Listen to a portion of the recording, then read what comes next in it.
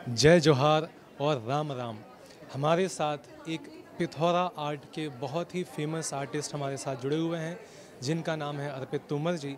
और इनके माध्यम से हम आपको आज ये समझाएंगे कि आप जो अपने टेक्स्ट बुक्स में या सिलेबस में जो पिथौरा आर्ट मतलब ट्राइबल आर्ट के अंदर पिथौरा आर्ट के बारे में आप जो पढ़ते हैं, इस पर्टिकुलर सीरीज़ जैसे मैंने आपको पहले भी बताया था कि हमारा पर्पस ये है कि आप जो किताबों में भी देखते हैं वो आपको हकीकत में बताएं और डायरेक्टली उन लोगों से जो इस पर्टिकुलर आर्ट फॉर्म में डायरेक्टली इन्वॉल्व हैं, जो खुद ये आर्ट को प्रैक्टिस करते हैं। तो उसी पर्पस से जो है आइए हम जानते हैं कि ये आर्ट फॉर्म क्या है, इसकी फ़िलॉसफी क्या है, जो बनाते हैं ये आर्ट फॉर्म को हम उनसे ही जानते हैं। तो अर्पित जी, मैं आपसे जानना चाहूँगा कि आप किसी भी एक पेंटिंग के माध्यम से स्टूडेंट्स को ये बताएं कि इस आर्ट फॉर्म के पीछे की फ़िलॉसफी जो है वो क्या है। नमस्कार, जय जोहार।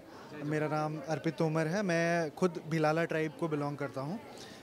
ये हमारा अलीराजपुर ज़िले का एक आर्ट है जिसको बेसिकली दीवारों पर किया जाता है। घर की जो पहली दीवार होती है उस पर बनाया जाता है इसको, पेंटिंग को। इसके पीछे रीज़न ये होता है कि अगर कोई आदिवासी परिवार में कोई बाधा है घर में या कोई मन्नत है उनकी, तो वो इस पेंटिंग को बनाने की प्रण लेता है और वो उसकी चीज़ें हो जाने पर ये पेंटिंग को बनवाता है। तो इसको अपने घरों की पहली जो दीवार होती है उसको गोबर की लिपाई के बाद में बनाया जाता है। इसके पीछे जो बनाने का मतलब मेन जो व्यक्ति होते हैं वो हमारे कुछ पुजारी होते हैं, वो बनवाते हैं इस पेंटिंग को। जब तक उन पर देवीय शक्तियाँ नहीं आती है तब तक इस पेंटिंग को स्टार्ट नहीं किया जाता है। और जब तक वो मतलब देवीय शक्तियाँ आने के बाद में वो बोलते हैं इस पेंटिंग के बारे में, और जो इसको बनाते हैं उसको लिखांद्रा कहते हैं। अच्छा, जो आदमी इसको बनाता है उसका लिखांदरा बोलते हैं। और ध्यान रखिए कि ये एक डिवाइन आर्ट फॉर्म है जिसको कोई भी आदमी नहीं बना सकता, है ना। इसको बनाने के लिए एक स्पेशलाइज्ड एक आपके पास प्रीस्ट हैं जो ये बोलने का काम करते हैं, फिर एक लिखेंद्र जो है वो उसको लिख रहे होते हैं। हाँ, इसमें बेसिकली आप देखेंगे तो पेंटिंग में जो जो चीज़ें दिखाई दे रही है, तो मेन इसमें घोड़े होते हैं। घोड़े के नंबर्स 4 या 6 होते हैं हमारे एरिया में। ये एरिया वाइज भी चेंज हो रहा है, मतलब चेंज होता है। हाँ, मतलब जैसे कि हर 10 किलोमीटर पे आपको इसका डिफरेंट फॉर्म देखने को मिलेगा। मतलब घोड़ों के साइज़ के बारे में बात कर रहे हैं या नंबर के बारे में? नंबर और साइज़ दोनों ही, मतलब थोड़ा सा स्टाइल तो चेंज हो ही जाता है हर एक आर्टिस्ट का वैसे। और ऊपर से ये ट्राइबल आर्टिस्ट है तो वहाँ बहुत रॉ फॉर्म में देखने को मिलेगी ये सारी चीज़ें आपको। इसमें आप और सारी चीज़ें देखेंगे। यहाँ पे तो कम एलिमेंट्स है, नहीं तो दीवार पर जो होता है तो उसमें प्रकृति में जितनी भी चीज़ें उनको पता होती है या फिर जो देखते हैं वो डे टू डे लाइफ में, वो सारी चीज़ें इसमें ड्रॉ की जाती है। आसपास जो आदमी देख रहा हाँ, है वही वो आर्ट में उसको बिल्कुल, रिफ्लेक्शन है उसका। पूरा रिफ्लेक्शन वही है। जैसे इसमें पानी भरने वाली लड़की, हाथी पे जाता आदमी, सूरज चांद, हमारा ये सेमल का पेड़ है, इस पे मधुमक्खी का छत्ता है, चींटी तक बनाई जाती है इसमें, इस पेंटिंग के अंदर। अच्छा, ये पेड़ जिसका आपने जिक्र किया कौन सा पेड़ है ये सेमल का पेड़ है। सीमल का पेड़ है, तो ये भी आप लोगों के कल्चर से जुड़ा हुआ है। हाँ, ये पेड़ पेंटिंग में बनाया ही जाता है। इसके अलावा आप और देखेंगे तो खेती हो रही है, ताड़ का पेड़ है, और ये एक बॉर्डर से कवर्ड रहता है। चारों तरफ ये पताकाओं के साथ में एक बॉर्डर बनती है और एक गेट होता है इसमें, इस ये तरह। गेट क्या डिपिक्ट करता है, मतलब इसका क्या सिग्निफिकेंस? गांव का एंट्रेंस है, ऐसे दिखाने का तरीका है उसको। मतलब ओवरऑल आइडिया जो आपने इसको बनाते वक्त रखा होगा कि ये जो बाउंड्री है, इस बाउंड्री के अंदर जो एक गांव है, बसाहट है, और वहाँ पे रहने वाला एक जो व्यक्ति है वो अपने आसपास जिन भी चीज़ों को ऑब्जर्व कर रहा है, देख रहा है, शायद आपने सब कुछ वो इसमें दिखाने की कोशिश। हाँ, हमारे यहाँ देवीय पूजा तो होती नहीं है, मतलब मूर्ति पूजा नहीं होती हमारे यहाँ।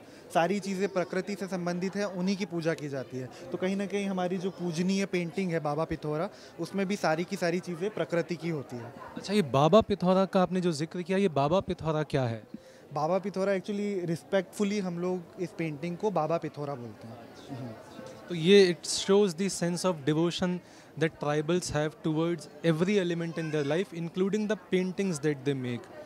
अच्छा, मैं आपसे एक और सवाल ये जानना चाहता हूँ कि आपके ओपिनियन में, आपके पर्सपेक्टिव से, ये जो ट्राइबल आर्ट है, स्पेशली जैसे आप पिथौरा आर्ट से जुड़े हुए हैं, तो इस आर्ट फॉर्म को हम इकोनॉमिक डेवलपमेंट, जो ट्राइबल्स का इकोनॉमिक डेवलपमेंट है और मेन स्ट्रीम सोसाइटी के साथ उनका इंटीग्रेशन है, उन दोनों के बीच में क्या संबंध आप देखते हैं? ये अभी बहुत ज़्यादा कमर्शलाइज तो नहीं है वैसे, लेकिन हम लोग ट्राई कर रहे हैं चीज़ों के लिए कि लोग इसको जानें, कम से कम इस पर्पस से जाने कि ये एक बिसराता हुआ एक ट्राइबल आर्ट है जो अपने मध्य प्रदेश में ही है, कहीं ना कहीं उसकी इम्पोर्टेंस बनी रहे और लोग इसके बारे में कि ट्राइबल लोग भी आर्ट करते हैं, मतलब उसकी पूजा आप देखेंगे तो कितना रॉ फॉर्म में दिखेगा वो सारी चीज़ें, और उनकी एक्सप्रेशन है।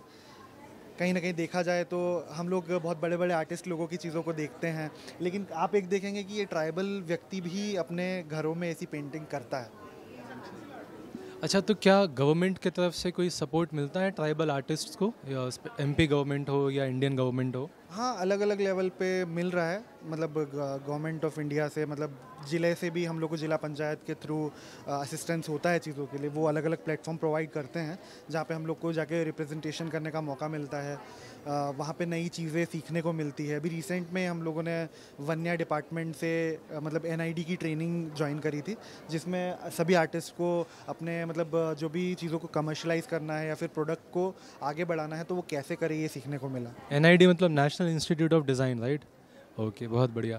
अच्छा, एक चीज़ और बताइए कि पिथौरा आर्ट का एमपी में तो बहुत सारे ट्राइबल ग्रुप्स हैं, और जैसे गोंड ट्राइब हो गया, जैसे आपका पिथौरा आर्ट हो गया, तो पिथौरा आर्ट में ऐसी क्या डिस्टिंक्टिव चीज़ें हैं जो बाकी और किसी ट्राइबल आर्ट में नहीं दिखती, या फिर मैं किसी एक आर्ट वर्क को देख के मैं बता सकूं कि ये पिथौरा आर्ट वर्क है, उसमें ऐसी क्या विशिष्ट बातें जो हैं वो होंगी? इसमें आप देखेंगे कि ये मेन मुख्य रूप से हमारे मध्य प्रदेश में भील, भिलाला और गुजरात में राठवा जनजाति के लोग हैं, वो लोग करते हैं। इस पेंटिंग में आप लोग बेसिकली देखेंगे तो एक बॉर्डर आपको दिखाई देगी ही। मतलब एक फीचर तो ये हो गया कि बॉर्डर है, पहला एक फीचर हो गया। उसके अलावा इसमें सेंटर में घोड़े आपको दिखाई देंगे, जिसके चारों तरफ एक ऑरा बनाया जाता है अपने तिलक लगा के। सारे ये तिलक लगे हुए हैं इसमें डॉट्स के साथ। तो पहला हो गया आपकी ये बाउंड्री, दूसरा हो गया घोड़े। घोड़े मेन है। उसके अलावा बाकी चीज़ें तो एक बड़ा देव होता है जिसके 12 सिर होते हैं यहाँ पे। ये दिशाओं को रिप्रेजेंट करता हुआ एक है, दिशाओं की रक्षा करने के लिए एक देव मानते हैं, बड़ा देव। बड़ा देव हैं ये, इनकी पूजा होती है आपके कल्चर में? और उसके अलावा आपको बाकी चीज़ें तो कॉमन ही है, मतलब कहीं ना कहीं देखी जाए तो एक लेवल अलग से दिखाई देगा जिसमें एक डिफरेंस है ऊपर और नीचे की तरफ, ये बीच में जो पट्टी आती है, तो इसमें कहीं ना कहीं ये ऊपर के लोग मतलब देवीय लोग जो हैं ऊपर की तरफ दर्शाने के लिए बताया जाता है इसमें। सूरज चांद होता ही है जनरली, और बाकी ये पर्सन टू पर्सन डिफ़र करता है चीज़ें उनको क्या बनाने। आजकल तो लोग ट्रेन्स बना लेते हैं, एरोप्लेन्स भी बना लेते हैं, जैसे जैसे चीज़ें हम लोग आसपास बदलते हुए देख रहे हैं वैसे वैसे बदलती है आर्ट। अच्छा, हाँ, ये बहुत अच्छी बात है कि मतलब आपके हिसाब से, जैसा आपने बताया कि अब पिथौरा आर्ट में भी बदलाव आ रहा है क्योंकि समाज बदल गया है, आसपास का हमारा परिवेश बदल गया है, तो आपके हिसाब से क्या हमको पिथौरा आर्ट का जो ओरिजिनल फॉर्म है, जैसा आपके इस पिक्चर में है, क्या हमको वो मेंटेन करना चाहिए, या फिर जो आधुनिक समाज में जो बदलाव हो रहा है वो एलिमेंट्स भी पिथौरा आर्ट में होने चाहिए? आपका व्यक्तिगत मत क्या है इस पर? मैं देखता हूँ इसको इस तरह से कहीं ना कहीं कि ये ओरिजिनल फॉर्म में और ज़्यादा मतलब इंटरेस्टिंग लगता है और हम लोग रिलेट कर पाते हैं उसके साथ में। लेकिन जो लोकल आर्टिस्ट हैं वो अपने आसपास की चीज़ों को देख के ही हमेशा से बनाते आए हैं, तो एक दो एलिमेंट तो फिर भी ठीक है, कंसिडर हो सकते हैं चीज़ों के लिए, लेकिन मेन चीज़ें हैं वो कहीं ना कहीं ख़त्म नहीं होनी चाहिए।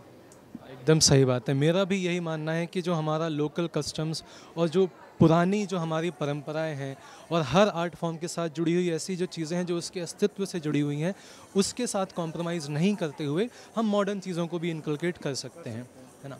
आपसे बात करके बहुत अच्छा लगा, thank you so much. Thank you so much.